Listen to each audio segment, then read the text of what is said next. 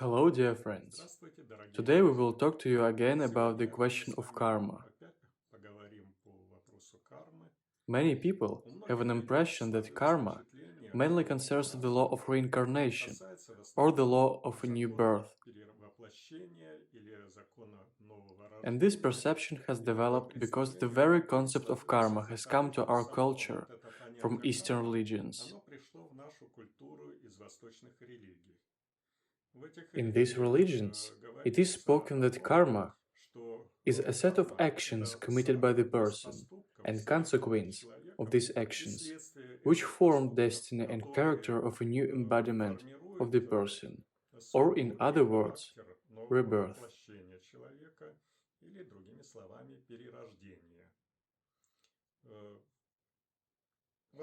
In many ways, this is true. Especially, it concerns those people who are on the earlier stage of development, and they are not yet able to connect in one whole their deeds and those consequences which are pulling on them in their further life. So whether a person knows about this person or not, his next life is based on the experience that person had in the previous life. When we say that a child is born from diapers has its own character,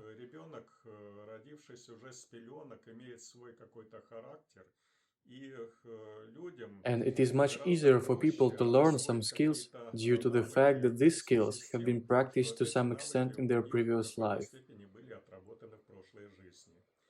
But it is much more difficult to gain new abilities, because this is a new experience for the man, and it requires more time.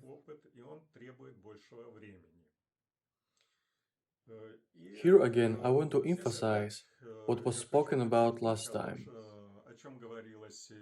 that practically all the karma is the law of cause and effect, and it concerns not only following life as a consequence of preceding life, but this law also works in each concrete life of man.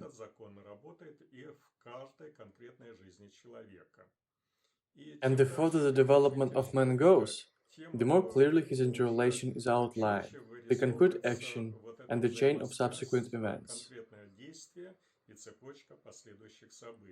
Right up to the fact that those who have a little bit higher intellectual development, they sometimes immediately track, just thought bad about someone, and immediately a headache appeared. But if some of us reflect, probably also will find such moments in their lives, when the return or boomerang, as we also defined it last time, took place at once.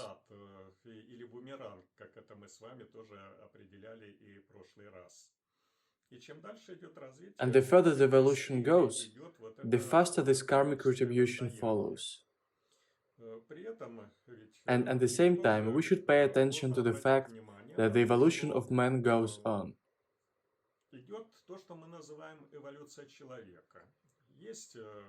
There is a pre-human evolutionary ladder of development.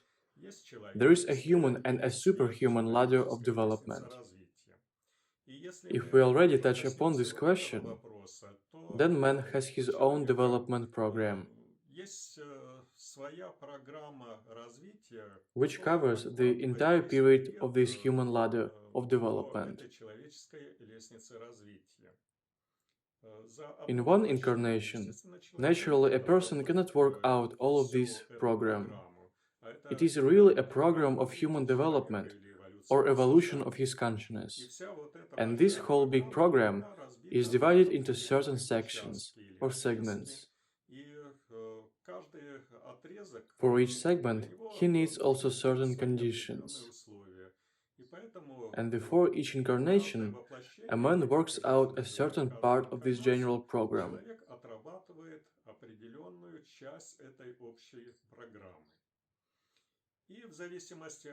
And depending on how this experience is accumulated, so he goes along this program.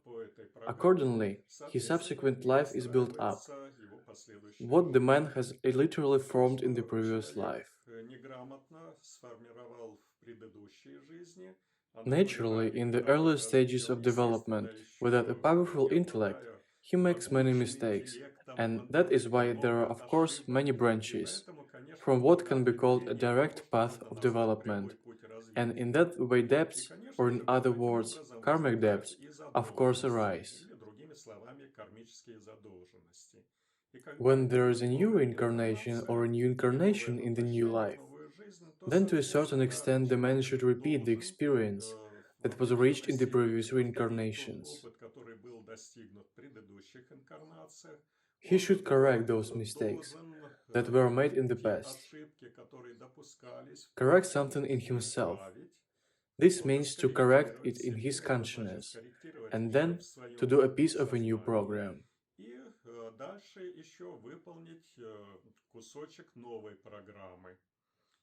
Depending on how he performs this task, his next life is shaped. That is why there are constant corrections, and taking into account these corrections, a new incarnation of a man is being built. This is also karma. This is also the action of karma. That is why if we broaden this notion of karma, then we can say that our entire life is karma. And no one shouldn't be scared of this word, because a man is constantly evolving, there is no way back.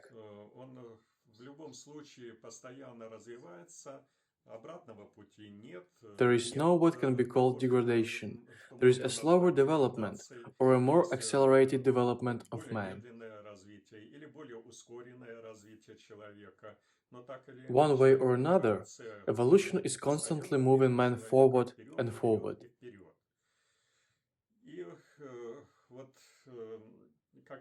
And as I have pointed out before, what is the main task of this human ladder of development is the development of a standard set of qualities through a standard set of situations.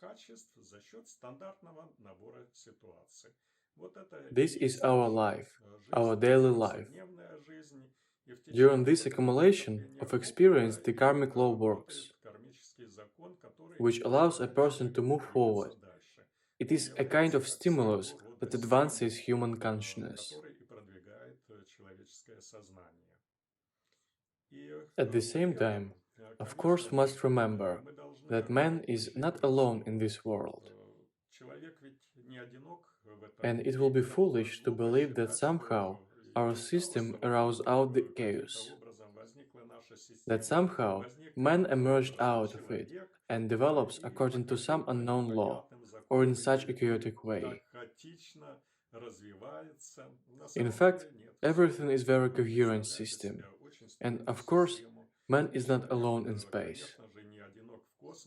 And he is not alone on our planet.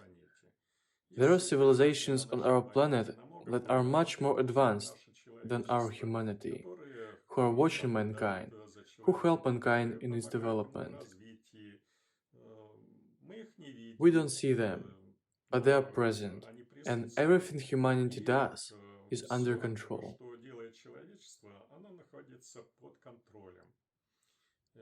Everything in our life happens for a reason.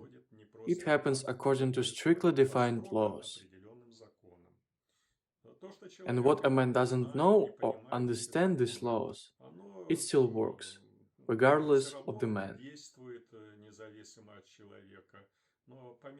As man's consciousness develops further, he begins to comprehend these laws. He begins to apply these laws in his life. And then his life changes. He begins to build his life, interrelations, and his development more competently. Then, as we have previously discussed with you, he becomes free from what we call suffering. The law of karma works by itself or is controlled by the planetary hierarchy. There are so many different services, and each service has its own strictly defined task.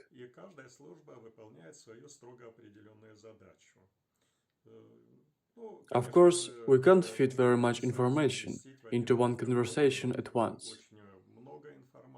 Now I'll just focus on the relationship to the concept of human karma as one of the structures in the planetary hierarchy. There is a so-called Karmic Service, which is a certain number of beings that oversee how this law is fulfilled.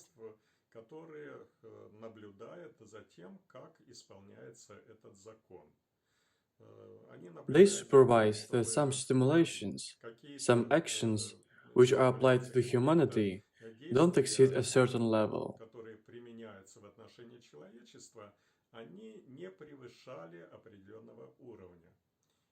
And as we discussed before, nobody demands that a first grader solve integral problems, because he simply can't cope with it.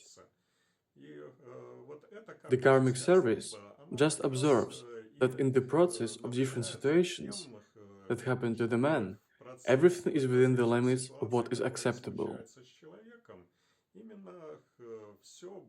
If it were otherwise, well, perhaps mankind will be perished a long time ago if these laws of karma had been acting in excess of the norm. We have to understand with you that humanity is under the cover of higher beings, and everything, literally everything, is written and written. Every moment of a person is written, and based on that major experience that a person creates during his reincarnation.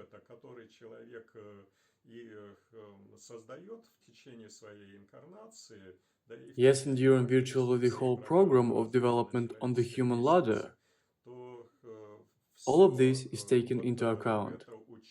All of these records, as they're also called Akashic Chronicles, of what happens to a man, and a lot of different services that take into account creating a program for the next reincarnation, or adjusting the program during the life of a man. All moments of development, experience accumulation, all of this is taken into account.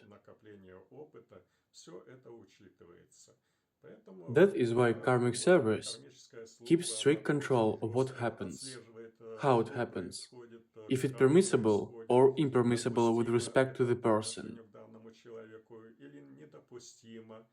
And such influences or stimuli are never permitted, which the person will not be able to endure.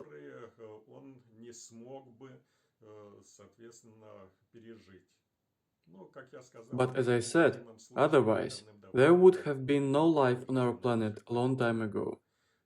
So everything that happens to man happens for a reason. It happens under strict control and is not allowed to influence beyond what man can. His specific capabilities, his specific experience at that moment in time are taken into account. And in order for development to be successful and faster, naturally new necessary stimuli are created that promote it. The same is true for the development of mankind. Man is a system and humanity is a system, and the same laws apply to all systems.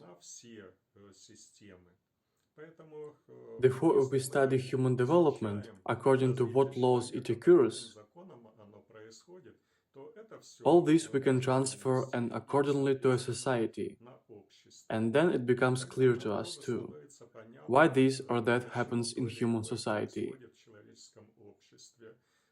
It too occurs under strictly certain laws, and it cannot occur otherwise, because all this takes into account the previous experience of people, the previous experience of human society.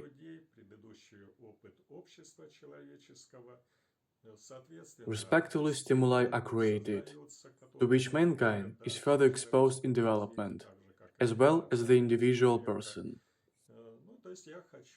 I want to emphasize again that everything in our life happens for a reason, and all of this happens under the strict control of higher forces, which take care of humanity, take care of its development, but also protect humanity from very serious mistakes.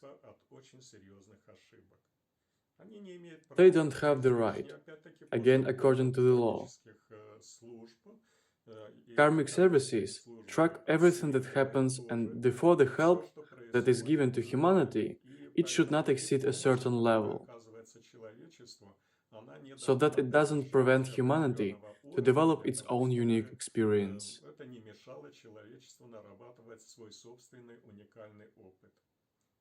As I said earlier, no one wants everything to go the same way in history.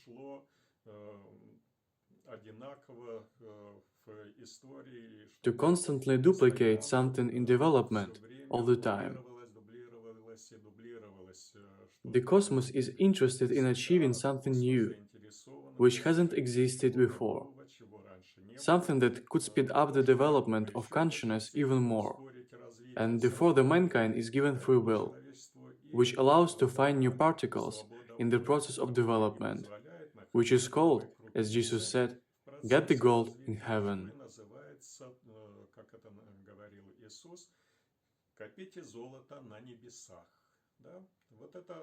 This gold is the crumbs of new experience, which humanity also has to create in its further development. Every day, every moment, and all this is laid down in new programs. The concept of karma is a very broad question, and next time we will touch upon exactly what karma is in relation to desires. How the transformation of desires takes place. Let's also answer the question which some people ask, that some people already start to do good deeds and are waiting when at last their life will change for the better, until they don't observe these improvements.